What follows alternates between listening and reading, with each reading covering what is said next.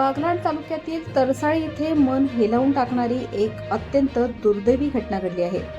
घराच्या शेडवर चढून साफसफाई करत असताना महावितरणच्या 33 केव्ही उच्चदाब वीजवाहिनीचा जोरदार धक्का बसल्याने शेतकरी युवक प्रवीण दत्तात्रय रौंदळ वय 39 वर्ष यांचा अकाली मृत्यू झाला.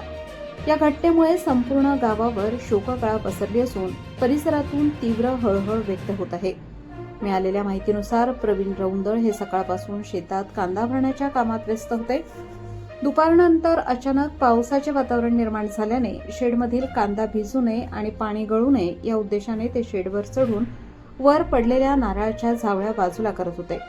त्याचवेळी शेडलगत गेलेल्या 33 केव्ही उच्चदाब वीजवाहिनीचा त्यांना भीषण विद्युत धक्का बसला. या धक्क्यामुळे ते गंभीर जखमी झाले. त्यांना तातडीने सटाणा ग्रामीण रुग्णालयात दाखल करण्यात आले. मात्र वैद्यकीय अधिकाऱ्यांनी तपासणीअंती त्यांना मृत घोषित केले. या घटनेतील सर्वात हृदयद्रावक बाब म्हणजे दुर्घटनेच्या काही वेळाआधीच प्रवीण यांचा त्यांच्या मोठ्या भावाशी फोनवर संपर्क झाला होता.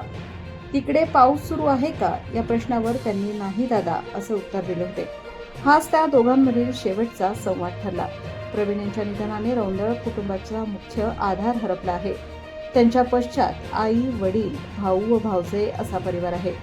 घरातील शेतीची संपूर्ण जबाबदारी ते सांभाळत होते. घटनेनंतर कुटुंबियांचा आक्रोश पाहून उपस्थितांच्या डोळ्यात अश्रू तरळले. माझ्या भावाचं असं होईल याची कल्पनाही नव्हती. घरालगतच्या उच्चदाब वीजवाहिनीमुळे त्याचा जीव जाईल असं कधी वाटलं नव्हतं, अशी भावनिक प्रतिक्रिया त्यांच्या मोठ्या भावाने व्यक्त केली. घटनास्थळाची पाहणी केली असता घराच्या अगदी जवळून उच्चदाब वीजवाहिनी गेल्याचे दिसून आले.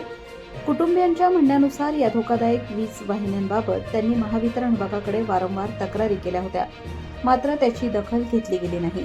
या कथित दुर्लक्षामुळेच ही दुर्घटना घडल्याचा आरोप ग्रामस्थांनी केला आहे.